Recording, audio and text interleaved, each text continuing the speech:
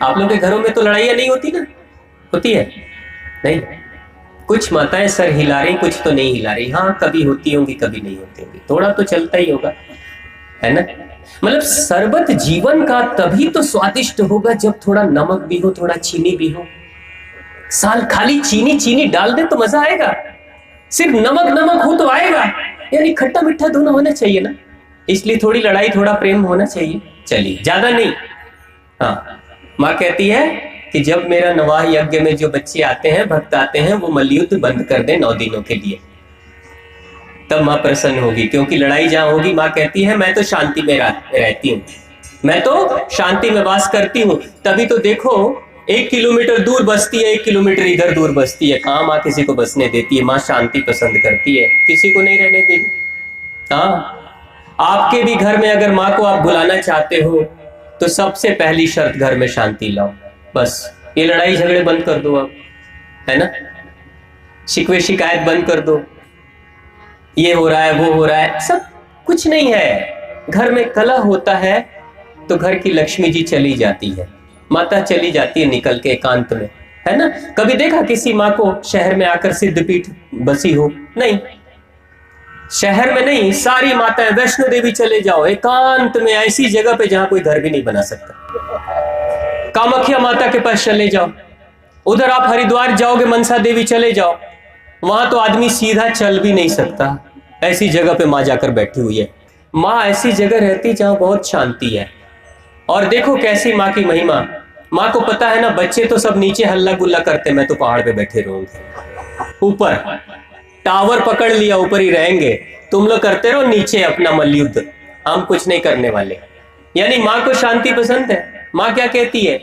जब एक बार इंद्रदेव और सभी देवी देवताओं ने पूछा था कि माँ आप कब आओगी, अगर हम कभी बुलाना चाहें तो आप कब आओगी? तो माँ कहती है जब तुम संकट में आओगे तब मैं आऊंगी। अच्छा, तो हाँ, तो माँ कब आती है? जब संकट में बच्चे आ गए। यानी पहले तो बच्चे आपस में लड़ाई करते हैं, है ना? पहले तो आपस में महिषासुर को पैदा करते हैं, शुंभ निशुंभ को पैदा करते हैं, और अंत में जब Shumbh Nishumbh out of control हो जाता है, महिषासुर आउट ऑफ कंट्रोल हो जाता है, वो हमारे वश में नहीं, तब माँ को बोल माँ आप चले आओ। तब माँ उतर के आती है, सबको मरम्मत वगैरह सर्विसिंग वगैरह करके फिर जाके ऊपर बैठ जाती है पहाड़ों पे। यानी माँ शांति पसंद करती है। अगर आपके घर में भी शांति होगी तो माँ चली आएंगी, बुलाने की भी जरूरत नहीं, सिर्फ शांति लाओ, माँ चली आती हैं। और जितनी अशांति रहेगी उतना ही माँ आपसे दूर रहेंगी। चाहे कितना भी व्रत कर लो, कितनी भी पूजा कर लो, कितना भी कुछ कर लो, कोई फर्क नहीं पड़ता। व्रत का मतलब क्या? व्रत का मतलब क्या होता है? सिर्फ खाना छोड़ देना?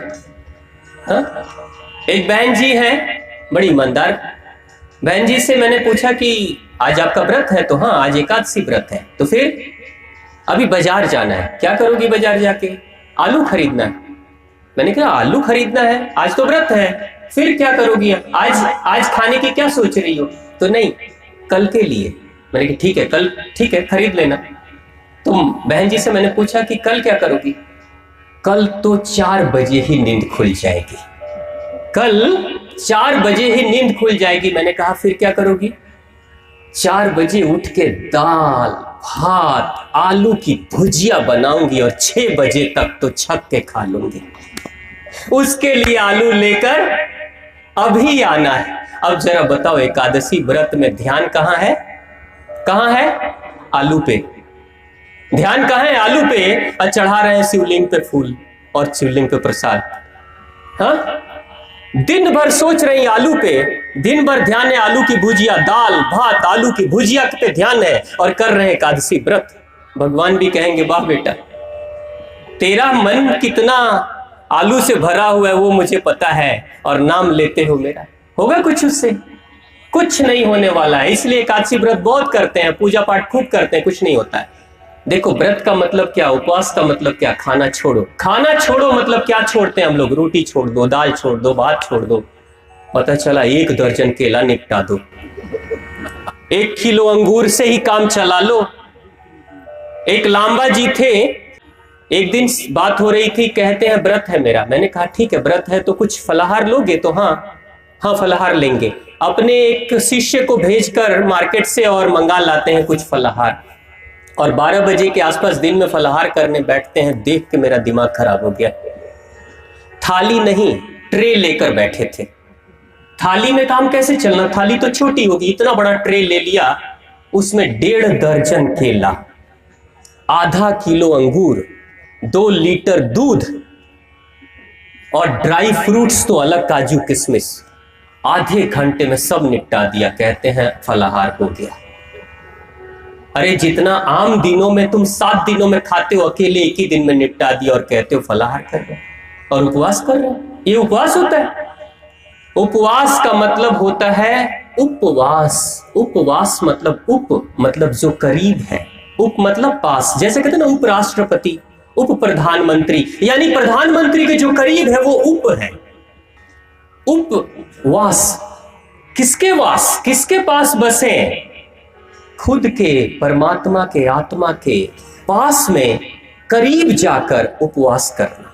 अभी तो हम दुनिया में रह रहे हैं, उपवास के बाहर के दिनों में, दूसरे दिनों में दुनिया दिखाई दे रही है। जिस दिन उपवास करते हो उस दिन खुद के करीब, इतने करीब चले आते हैं कि नजदीक जाकर अपनी आत्मा के करीब बैठ जाते हैं। इसी को ध्यान कहते हैं, इसी को तपस्या कहते हैं, इसी को साधना कहते हैं। खुद को साधो, वही साधना है। जो खुद को साधता है वही साधु, यही उपवास है। अब उपवास किया क्या हमने? दाल रोटी चावल सब्जी छोड़ दी। लेकिन जरा सोचिए, मुंह से तो छोड़ा, आंखों से जो खा रहे हैं समोसे। एक बाबूजी ने बताया कि जब उपवास में करता हूं ना तो उस दिन बाजार एक बार जाता हूं। मैंने कहा क्या करने जाते हो? तो ईमानदार थे, कहते हैं उस दिन तो जरूर वो हलवाई वाला है ना, उसके पास से तो जरूर गुजरता हूं। मैंने कहा क्या करते हो? तो सांस लेता हूं ना, बड़ा अच्छा लगता है। जब तलते हुए समोसे की खुशबू आती है ना, जिलेबियों की खुशबू आती है, तो खाया नहीं, नाक से ही ले लिया फ्री में, आंखों से ही देख लेते हैं जिलेबियों को, है ना। तो क्या है, खाने का तरीका याद रखिएगा, सिर्फ मुंह नहीं खाता है, आपकी आंखें भी खाती है। खाती है कि नहीं? इसलिए मिठाई के दुकान वाले बड़े समझदार होते हैं।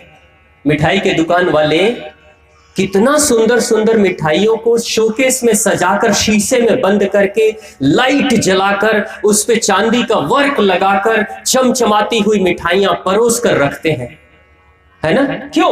क्योंकि आने जाने वाले लोगों की आंखें जो देखेंगी चमचमाती हुई मिठाइयों को, तो आंखों से ही खाना शुरू कर देंगे पहले तो, है ना।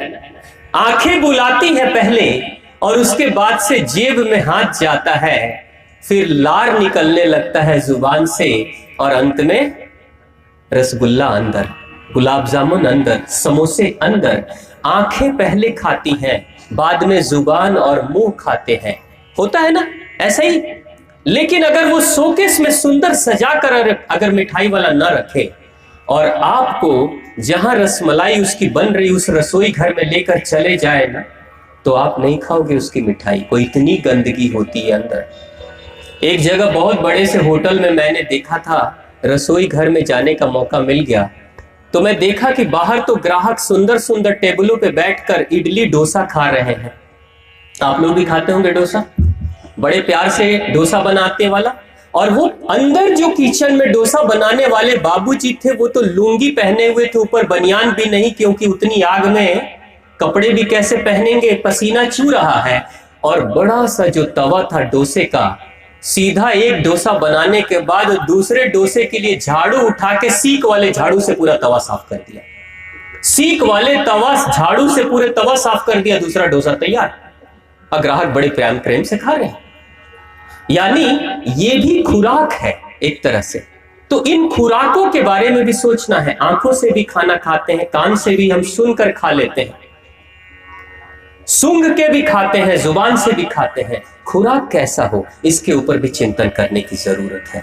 यानी अगर हम व्रत कर रहे हैं, नवाह यज्ञ में शामिल हो रहे हैं, तो न आंखों से गलत चीजें देखेंगे, न कान से सुनेंगे, न वैसी स्थिति में जाएंगे, यानी पूर्ण रूप से अपने आप को शुद्ध रखने की कोशिश करेंगे और उसके जीवन में मंगल चला ही आता है। बोलिए भगवान शिव शंभू की जय, मां पार्वती की जय।